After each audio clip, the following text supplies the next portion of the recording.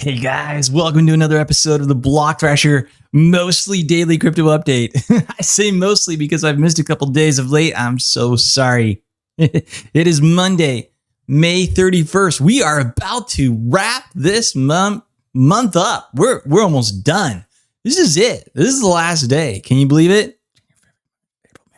5 months in, we are now to 2021. Seems like time is just flying by. And you know, from an investment standpoint, that's a good thing because as time increases, we see our profits and our gains increase, right? Thank you so much for taking a little bit of your time to spend with me here and just let me go over the market with you and share some thoughts about cryptocurrency, about regulation and what's going on within the market.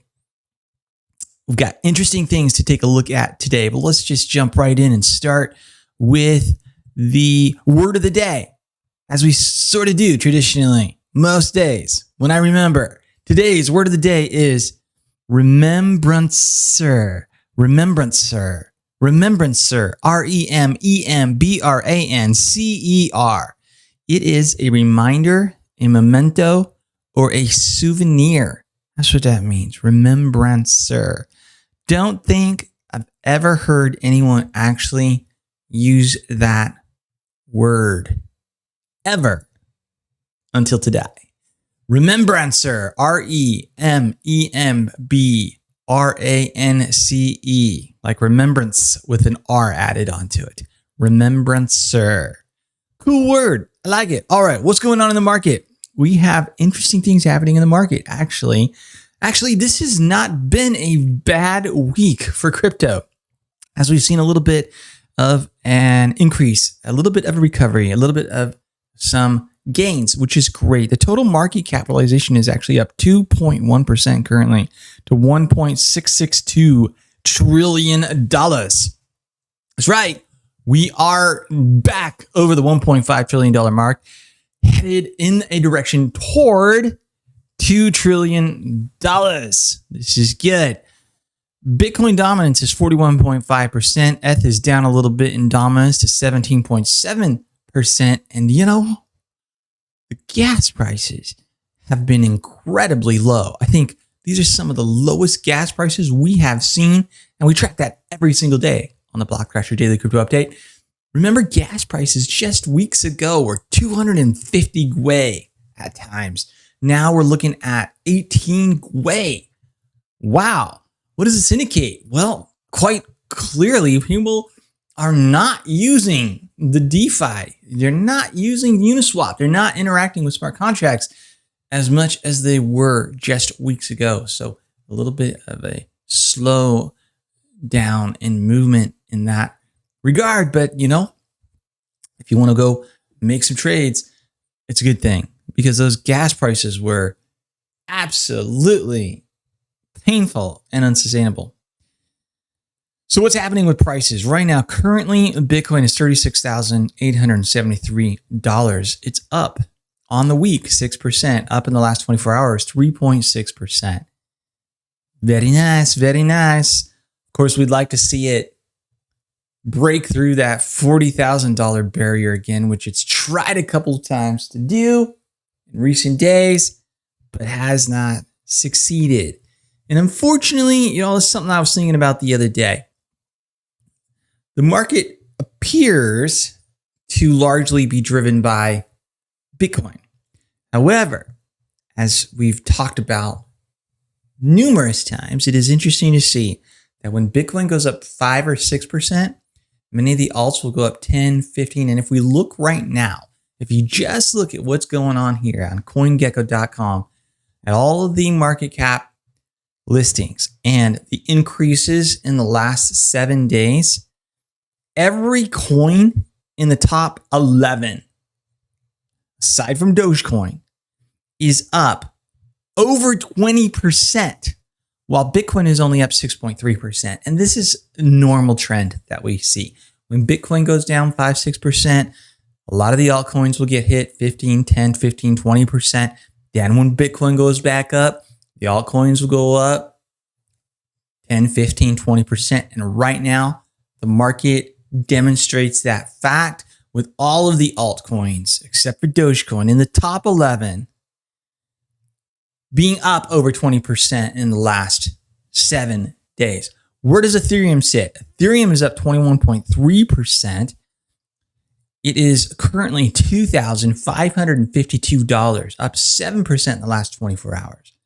Cardano has once again popped into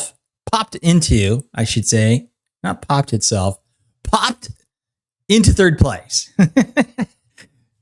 Overtaking Binance Coin, once again, up 26.4% in the last 7 days to $1.68. And that's actually down a little bit from where we saw it just hours ago. Yesterday, it was touching $1.70 something. Currently up 2.7% in the last 24 hours, $1.68 for Cardano. Binance Coin, BNB, also doing very well on the week, up 33.4%. 33.4%. Way to go. Looking good. Up 5.6% in the last 24 hours. It is currently $346.76. XRP. XRP is in the news again.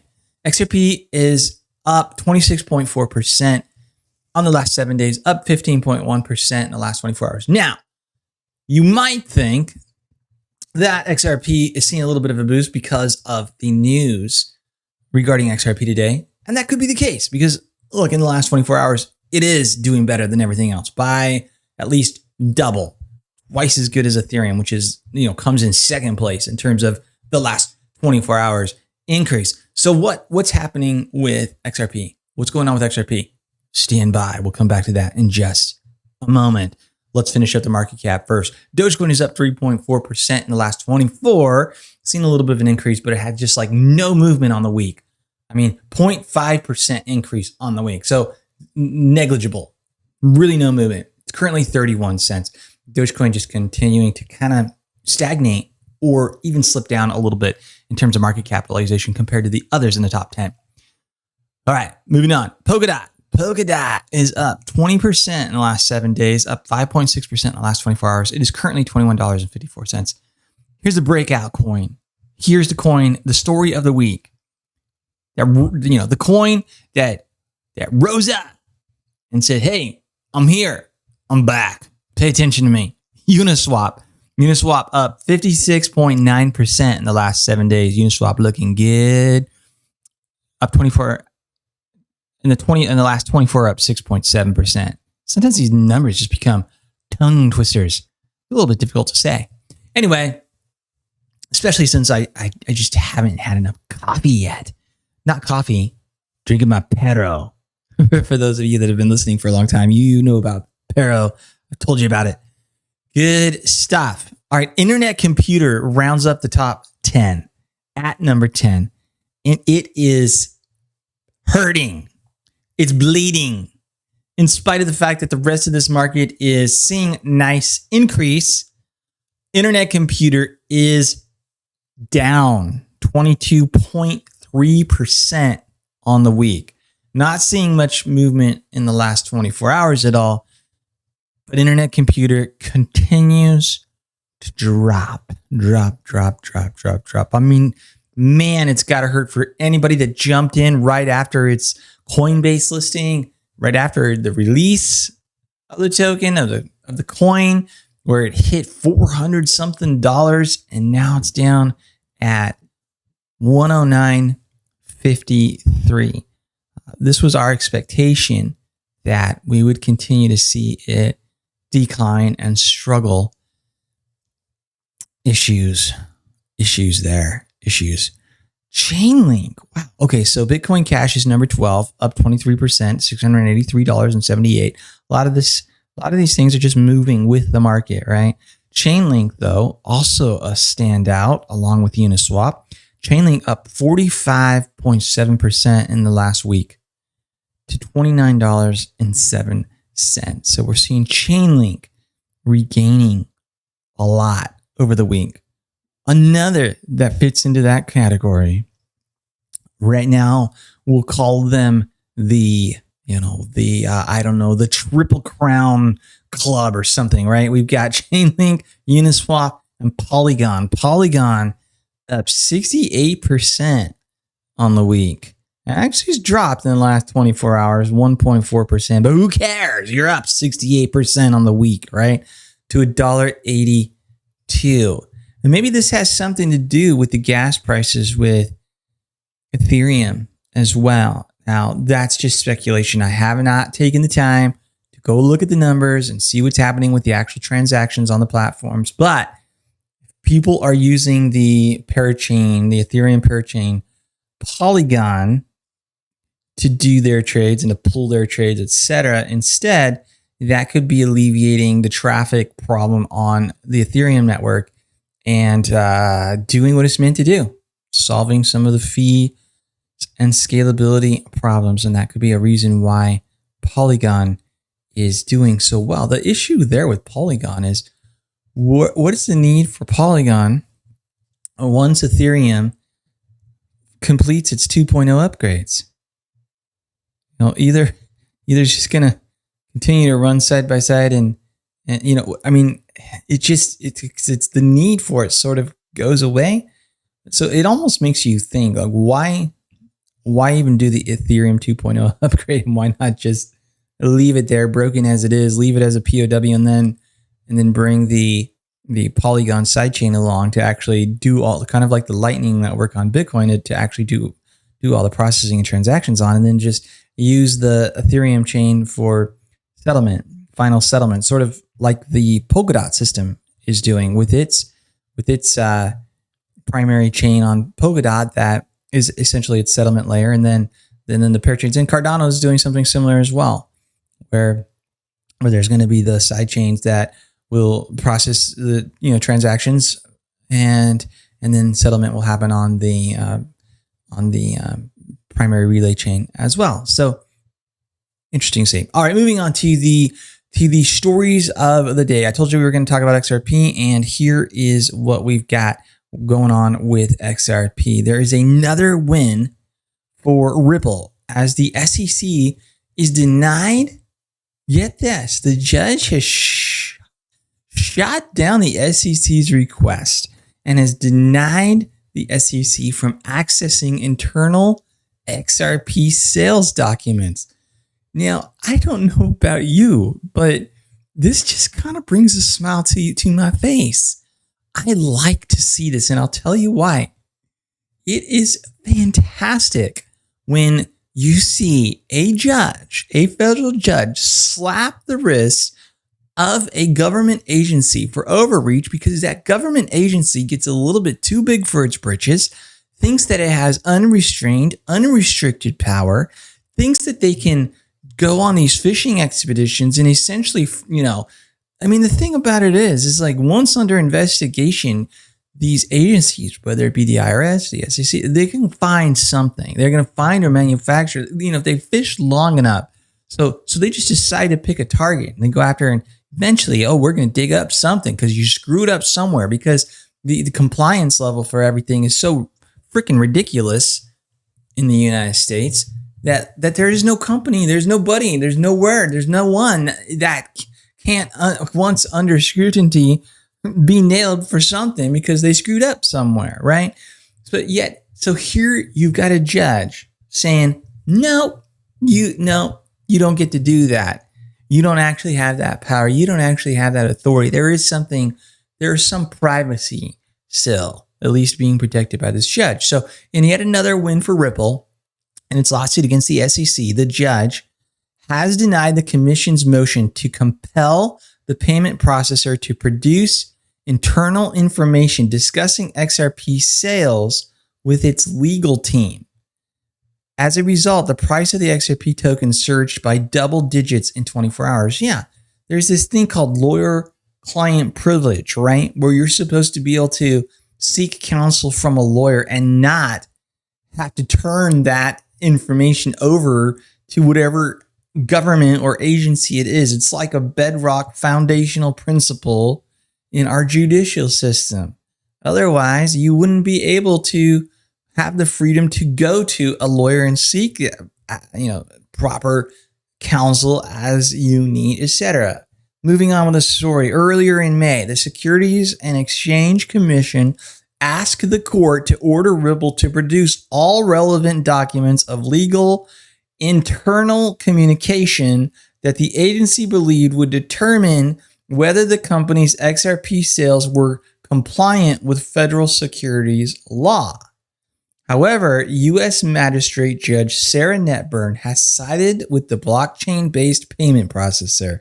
According to the verdict from this weekend, the judge ruled against the SEC's motion by referring to the attorney-client privilege. Boom, there you go. Thank you, Judge Netburn, which Ripple has used for its defense. Judge Netburn said it's meant to, quote, encourage full and frank communication between attorneys and their clients and thereby promote broader public interest in the observance of law and administration of justice. Yes, yes, yes, yes, and amen.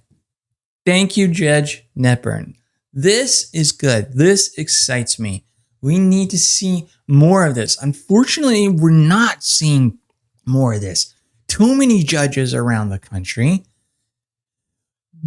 are violating this, and too many governmental agencies are violating these types of protections. Not just this one, but many, but this one also, this attorney-client privilege, and they're trying to get, because in their view, I suppose, in the SEC's mind, nailing these guys is more important than sticking to the rules, more important than these important aspects of our judicial system which protect individuals from unreasonable search and seizure and what are actually unlawful actions. The judge is essentially saying here that the SEC is trying to engage in an unlawful action that violates the attorney-client privilege. So, it's interesting because this could still go either way with the XRP, but it's just another thing that sort of makes one think that maybe Netburn's a little bit like, you guys are, pushing here, or maybe not. I mean, I'm no lawyer. I mean, I don't, shoot. This stuff's so stinking convoluted that's one of the problems of getting involved in any kind of legal thing, whether it be in a divorce or something with the SEC there, you name it. I mean, things could just go anyway, right? So continuing on with this, although the privilege can be waived on certain occasions, the judge said this is not the case with the legal battle between Ripple and the SEC. Yeah, and I suppose these situations are if someone admits to their lawyer that they molested a child, maybe, or I don't know. I'm not actually certain of what instances there are, but I think it probably, from what I recall, it has to do with if an attorney has been told something that they have knowledge that another person's life is in imminent danger. Let's say their client said, I am going to kill that person tonight. And they have credible, verifiable, information that this person, that another person is in imminent danger, then there's a case in which the attorney-client privilege might be set aside. So this is what the verdict read. Accordingly, the SEC's motion is denied if at some later date Ripple raises its good faith beliefs or relies upon its privileged communications in support of its fair notice defense. The plaintiff may renew its application to the court. All right, enough on that. That did, however, lead to a rise in XRP price. However, that idea is also somewhat suspect because the rest of the market is going up similarly. However, in the last 24 hours, we did see a bit of a boost, double that of, let's say, Ethereum. So it is possible that this good news is having a good impact. All right, moving on to another story that concerns central bankers and cryptocurrency. Crypto popularity is of, quote, great concern to Irish central banker. Irish central bank official Darrell Rowland says the rising popularity of cryptocurrencies like Bitcoin is of great concern.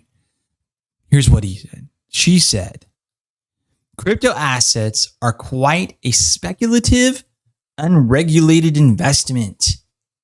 Central Bank of Ireland's Director General for Financial Conduct said. She added that people should be really aware they could lose the whole of that investment. Now, you tell me something. Who do you know that's lost their entire cryptocurrency investment? Almost nobody. You have to be really, really, really, really taking stupid risks with futures contracts or way over leverage. And you know what? You can do the same thing in every other single market that allows that type of trading, whether it be the stock market or whether it be Forex, currency, whatever it is, right? Nobody loses the whole of their investment. Nobody that's bought Bitcoin has lost the whole of their investment. Now, if you bought at the all-time high in 2017 and you bought Bitcoin at $20,000 for the sake of argument, let's say you bought a Bitcoin and then it dropped down to 3,000, you lost a lot, but you didn't lose it all. You still at 3,000. And you know what? You didn't lose anything if you didn't sell. If you held through till today, you're up $15,000. If you held through till Bitcoin hit its all-time high over $60,000 and you sold, you 4x'd your investment, at least. You don't lose anything until you sell. And nobody loses the whole of their investment, not unless the government confiscates it or something like that. Now, if you invest in some scam coin where the team pulls, does a rug pull, disappears, vanishes or whatever, and that coin is no longer listed on any exchanges and becomes worthless, yes. But that's the exception. It's incredibly rare, and that's not investing in Bitcoin or any other top 100 cryptocurrencies that exist out there. Rowland has now joined a bevy of central bankers expressing their concerns over the growing prominence of cryptocurrencies. Bank of England Governor Andrew Bailey has repeatedly remarked that cryptocurrencies have no intrinsic value, referring to them as dangerous. What's the intrinsic value of a fiat cryptocurrency? Nothing. What makes the US dollar or any other fiat government-backed cryptocurrency have any value at all? Well, I just said it. Government-backed. They have the guns. They have the weapons. They have the force. They have the ability to inflict violence. And the number one way they do it is through taxation. And that's what gives it value. You have to pay. You have to use the currency as they demand. That's why it's called fiat. By declaration. This is what you will use to engage in business, to pay your debts. Right? Does crypto have intrinsic value? This is an ongoing argument. Depends on what is, let's define intrinsic value. What gives gold its intrinsic value? The fact that it can be used as jewelry, or the fact that it can be used as a store of value, or the fact that it can be a medium of exchange. Really, at the end of the day, what gives it value is that people give it value. People have a belief that it's rare, that it's beautiful, that it has certain properties that make it unique and distinguishable from others, such as it doesn't corrode easily or rust. All right, so Bitcoin. as an example of being the number one cryptocurrency. What type of value? What value does it have? Scarcity, similar to gold. It's limited in supply. It has features, technological features that give it value, such as it's easy to transact with anywhere in the world with a smartphone or a computer, and to do such with no intermediary, no centralized intermediary. You don't need a bank. You don't need a government. You don't need permission. It's permissionless. You don't need approval. You can take it with you with just 12 words memorized or written down anywhere in the world. Find a computer, restore wallet, transact. It has network effect. People are viewing it, increasingly so, as a good store of value. Even people like Ray Dalio and chairman of the Council on Foreign Relations, Daniel Rubenstein, I think. I might be messing up the name a little bit or blanking on his actual name. And on it goes. What other value does it have? Theoretically, non-confiscatable. Potentially private, has the ability to be private. Certain cryptocurrencies, these things are valuable, intrinsically valuable. Yeah, they may not be like physical, like you can't take a Bitcoin and whop somebody on the top of the head, but increasingly in the younger generations are understanding. You look at NFTs as an example of this, that digital assets can have value, right? If anything, the intrinsic value of a Bitcoin or a cryptocurrency far exceeds that of a fiat currency, because a fiat currency sole source of value is the government backing it, demanding it be used. And look at the fiat currencies of the world.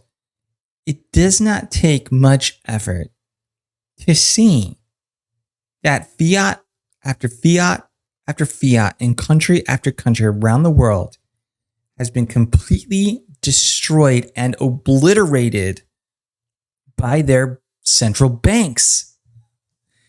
Some so dramatically that the people of those nations completely abandon the fiat altogether. What kind is that not risk? Others, which are much more stable in the West and in the US particularly,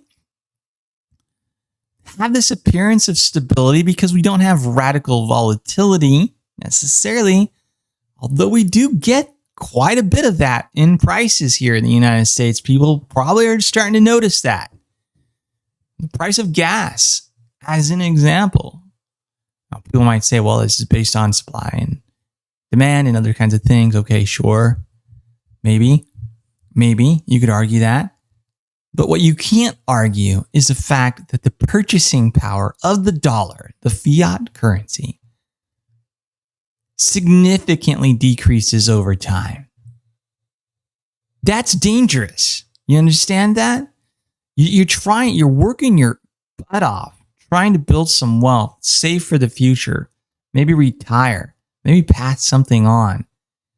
And it just gets, not only does it get eroded away through increasingly higher taxes and increasingly higher prices the inflation erodes it away to the point where now, look, $1 million isn't what $1 million was even 10 years ago. You just can't buy even close to what you could buy. This is one of the primary reasons we are all in crypto, is to get away from that. So, Roland, you're nuts. You're a little bit off here. You're missing it. What's dangerous is for us all to rely on you to trust that you have our greater concern at heart. Now, I don't live in Ireland, so that's not particularly an issue, but do you really think that these people want to ensure your wealth? They act like they're so benevolent here. We've got to warn people, that there's risk involved here. And it's like, why aren't you warning us about the risk we face due to your malmanagement that leads to malinvestment and all this distortion of markets because of your playing with the money system and trying to control everything, but failing? I mean, you don't have a good record. The boom and bust cycles that have existed ever since the creation of central banks, where we have insane and constantly increasing debt as nations because we just keep printing in this debt-based system. We have boom and bust cycles where we have recessions and sometimes even depressions ever since. Like, it didn't work. It's not working. Having a central bank that's managing the money supply and the currency is not successful. It's not working. It hasn't brought stability. It hasn't prevented inflation from occurring. In fact, the opposite has happened. I remember when I was a kid, a freaking candy bar was 25 cents for Snickers at the gas station. Talked to my dad, it was 5 cents. What is it today? Somebody tell me. I wish we could chat live. $1.50, $1.89, $2, $2.25 some places for that same candy bar. Anyway, I digress. Last week, Bank of Japan Governor Haruhiko Kuroda similarly commented on Bitcoin's exceptional volatility, saying it's barely used as a means of settlement.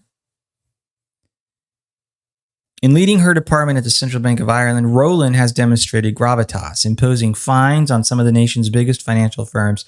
Her attitude towards cryptocurrencies could have significant implications for the country's greater adoption of crypto on the European front.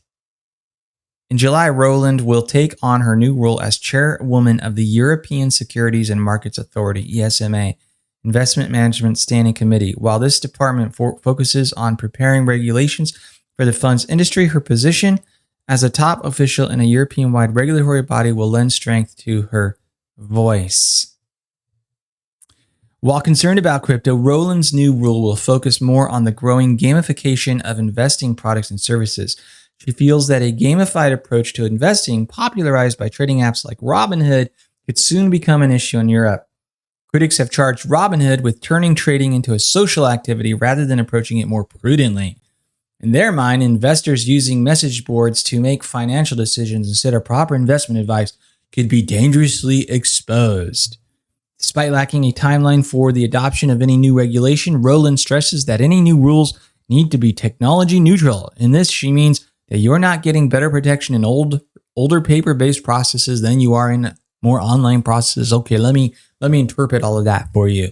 What this means is we don't like it that retail investors are able to come together and collude and conspire to bring down the hedge funds and the banks and all of our buddies who've been benefiting from us having a rigged system that benefits the top, that benefits the elite. Man, I get worked up about this stuff sometimes because this is not about freedom. This is not about benefiting the citizens of the world, of these nations. This is about protecting power. This is about ensuring that you and I get locked in to the working class, that we are to be good citizens that go out and work our 9-to-5 job, bust our butts to barely survive, get paid paycheck to paycheck life, try to save what scraps we can to only have it completely eroded away as the as the bankers and the major corporations all have prospered to the point where they have more money than they ever know what to do with, right? I mean, just insane amounts, ridiculous amounts of money. And it's the beauty of crypto. Crypto comes along and crypto says, no, we're going to be decentralized. We're going to be widely distributed. We're going to create a system that is deflationary instead of inflationary. And yeah, it's volatile in the beginning. Sure, it's volatile. Why is it volatile? It's volatile because it's small. It's volatile. The volatility in the crypto market is not a technological flaw. It's not. In fact, there would be no volatility. The reason it's volatile is because there's so much freaking fiat out there to make it volatile. You understand that? Like the Federal Reserve itself could make the crypto market incredibly volatile by printing, let's just say $20 trillion, right? What's the US debt hitting now? 30? We're going over 30. We're on track to $40 trillion before you know it, right? Biden just announced another $6 trillion. So we're talking trillions. I mean, the money, the monetary, and then you look, oh my gosh, sometime I'll have to pull up and show you guys. You look at how much there is in derivatives, the derivatives market, and it's like trillions and trillions and trillions and trillions and trillions and trillions and trillions and trillions of dollars. It's insane. I mean, it dwarfs everything, right? You tell me that's not volatile, that's not risky. But see, here's what I'm trying to say is the volatility comes from the volatility of the fiat. There's so much money there, and big players then can come in. They could manipulate the market. Like, yes, they could do that right now, and that maybe that happens. I don't know. You want to talk about conspiracies, but it could happen. Big bankers, banks that don't like what's going on, that because crypto's a threat, the central bank, they could secretly print, because they're not audited. Nobody knows. They could print $20 trillion tomorrow and buy the entire freaking cryptocurrency if everyone was willing to sell. Now they drive the prices up, but they could buy a whole bunch of crypto as they do that. They don't need $20 trillion. They don't need $20 trillion. They only need half a trillion. Not even that. Maybe, that they don't need a huge amount, and they buy it up and then they just dump the crap out of it. And all the retail people would absolutely panic and they go, oh, this market is so volatile. Like this could happen. I'm not saying it's happening, but it could happen. But the reason it's volatile is because it's new, it's nascent, it's small, and there's a ton of fiat out there that can come in and out and in and out. And it is happening. And if the whole world tomorrow had to switch over to Bitcoin, guess what would happen? Volatility is gone. See, because it then can't be manipulated but when you create something out of nothing and you have a fiat back relative to the fiat, yeah, it's volatile. But zoom out and look at Bitcoin from the very beginning till now, and you see that in contrast to the dollar, which purchasing power plummets exponentially over the years. If you look at that over the last 100 years, Bitcoin relative to the dollar is deflationary, and its purchasing power goes up, up, up, up, up. And the other cryptos, same thing. Same thing. That's not dangerous, my friends. If you buy at an all-time high, if you bought at 60,000 and now you're sitting here and you've lost 40% of your, yeah, that hurts. That's painful. But if you bought at $3,000 a couple of years ago, or if you just have any kind of discipline, self-control, or intelligence to know that you don't buy at the all-time high, it's not dangerous. It's not dangerous. Not unless the likes of Roland is going to make it such that we have to become felons to sell it, which, by the way, is what's happening in China. China banned cryptocurrency. China said no. In fact, it's interesting because you're allowed to hold crypto, but you're not allowed to sell it. So they've gone after the banking institutions and the others, right? But what is happening in China? This is actually also incredible to see. I just so everybody knows my perspective, I'm a rule follower. I am a law-abiding citizen. I will be obedient to our government on conviction of that it's the right thing to do. However, what happens often is our government itself or entities within our government violate our laws, such as the SEC is doing right now, and Judge Knepper shut them down and said, no, you can't throw aside the client-attorney privilege.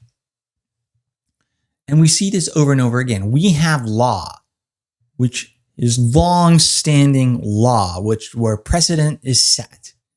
Constitutional law that often individuals or entities within the government will violate, and they will break the law. And I believe that they then should be reined in, held accountable for that.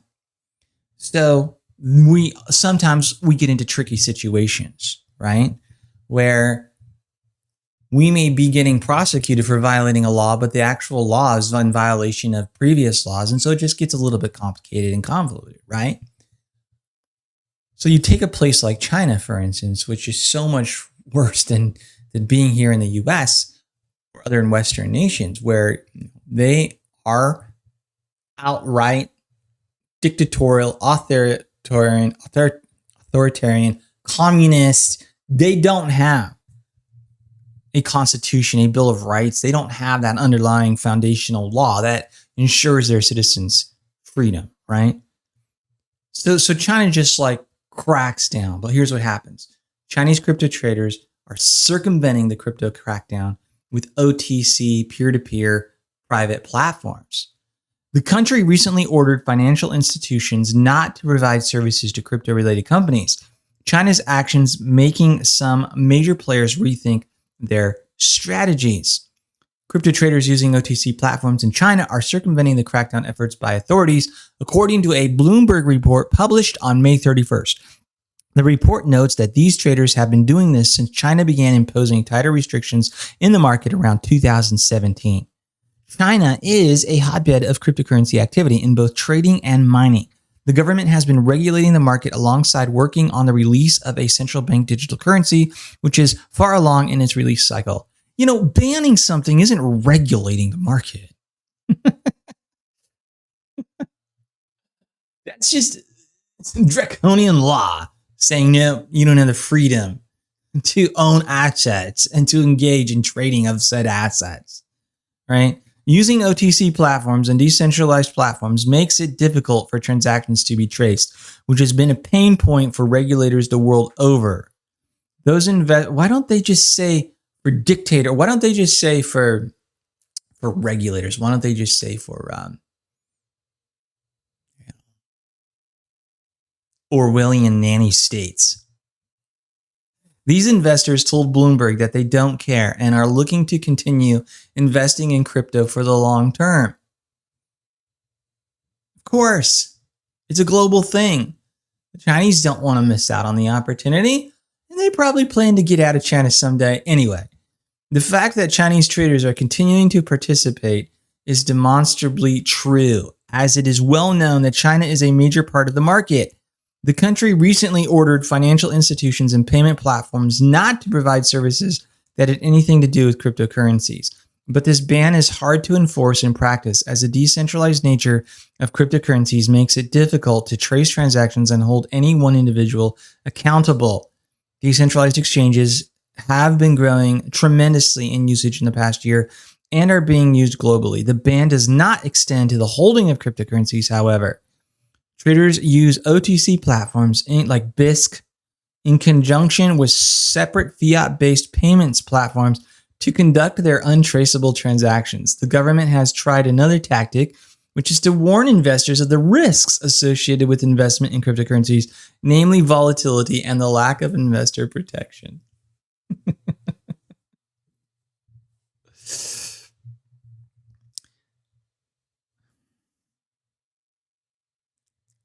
Here's the thing that's interesting about this. When Jesus Christ was on earth and he found the 12 disciples, and he started with that and started to build a following. And then it became a threat to the Jewish rulers of the day, right? The Sanhedrin and the Pharisees, etc. So they decided we need to put this down. So then they conspired to have him put to death. And they went to Caesar, the monarch, the king, the ruler, whatever he was called. And first they went to Herod, actually, and they said, we want him dead. Herod was the Roman ruler. We want him dead. And Herod said, well, why should I kill him? And they said, well, he's claiming to be king of the Jews. And you're the king. And Herod was like, I don't really care. So Herod said, here, you choose. We've got this criminal Barabbas and we've got Jesus. And one of them will be put to death and you choose which one should go. And they say, let Barabbas go. We want Jesus dead, right? They stir up the crowds. They create a frenzy. So they put Jesus to death. Then Jesus, according to the Bible, raises from the dead, goes and sees the disciples again, goes to heaven, and then the disciples go around and start talking about Jesus, right? And spreading Christianity and spreading the gospel. So then what happens? Well, this is a threat. So persecution begins, and you have guys like Nero come along who literally were burning Christians at the stake, chopping their heads off, going house to house, killing everyone. What happened? What happened was Christianity spread like wildfire as a result. And obviously, Christianity is one of the world's largest religions of today. And there's billions of Christians, right?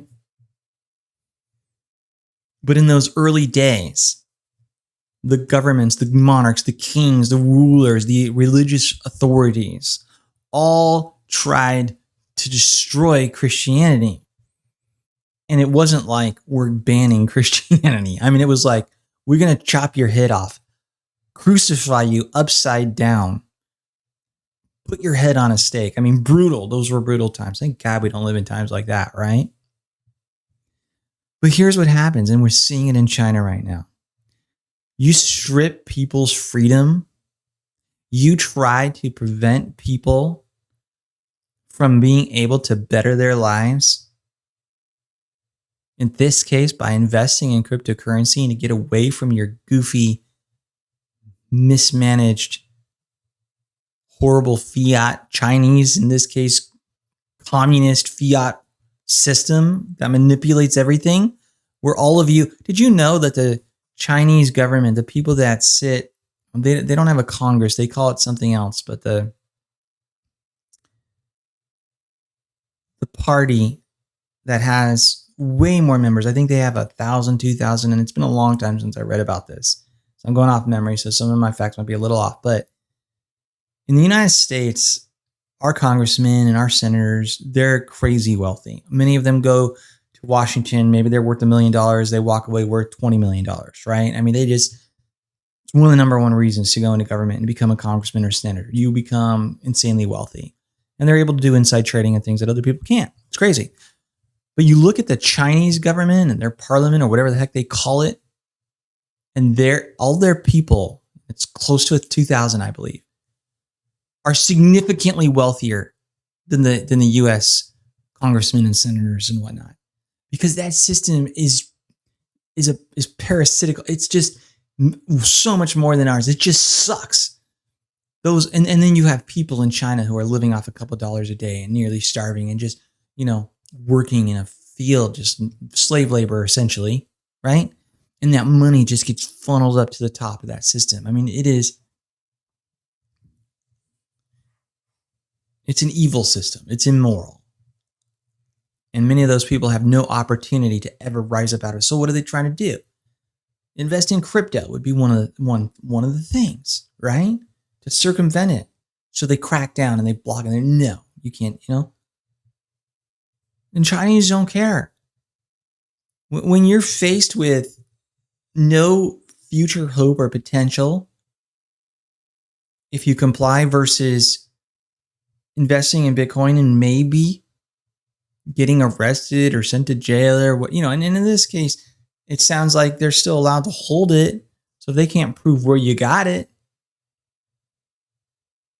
so they're using BISC and they're using OTC platforms and they're using peer-to-peer networks, and other people are taking a risk because there's fiat-based payment platforms or whatever where they're conducting untraceable transactions, which means that somebody is just deleting the records or whatever, right?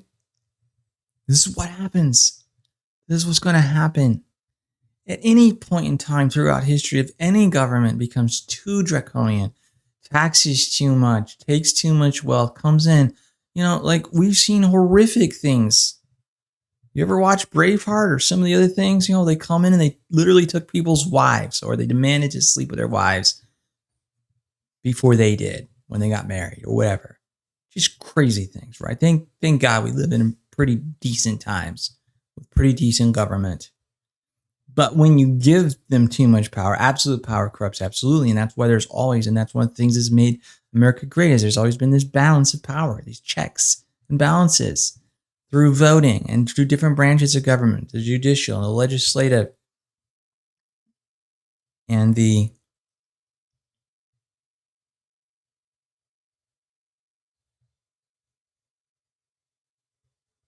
executive branch. We've got three in the United States: executive, judicial, and legislative.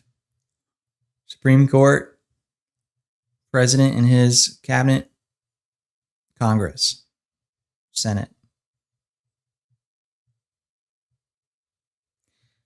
Forces government to move slow. There's often gridlock. We've got two-party system.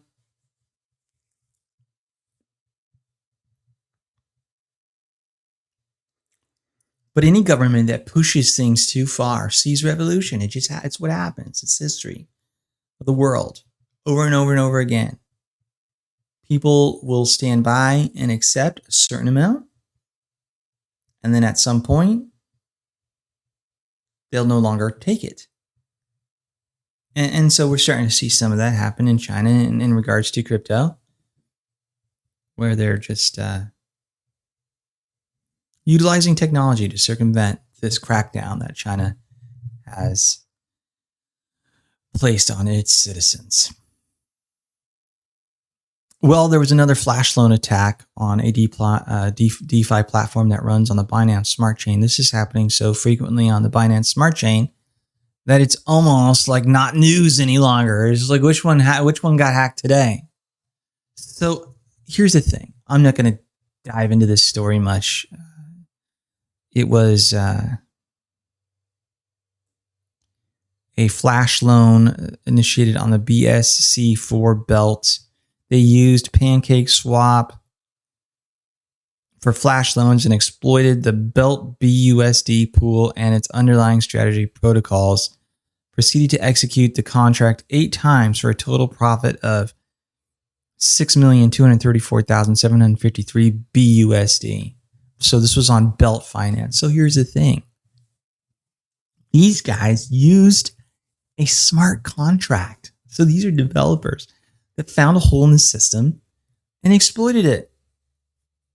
This is why one major takeaway here, and it's going to have to do with Cardano. Because you jump into the Cardano forums or some of the news sites where there's comments, and all these Ethereum fanboys, maybe they're Bitcoin magnet, they're just constantly tearing into Cardano for its slow development. And here's the thing, you have Binance Smart Chain, which they launched quickly. It's grown to be pretty big. It's a big ecosystem.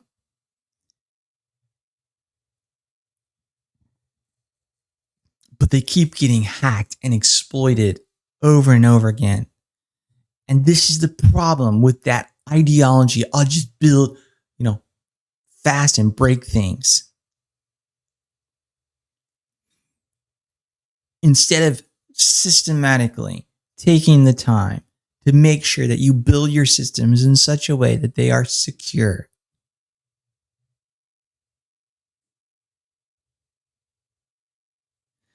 Review that code.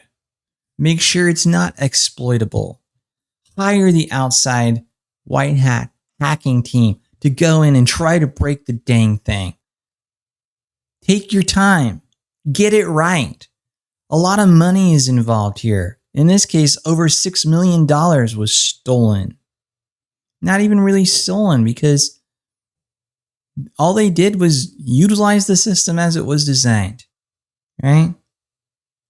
All these people out there like, oh no, Cardano just, well, it's vaporware. They don't show me where I can go use a DEX on Cardano, right? Well, you know what?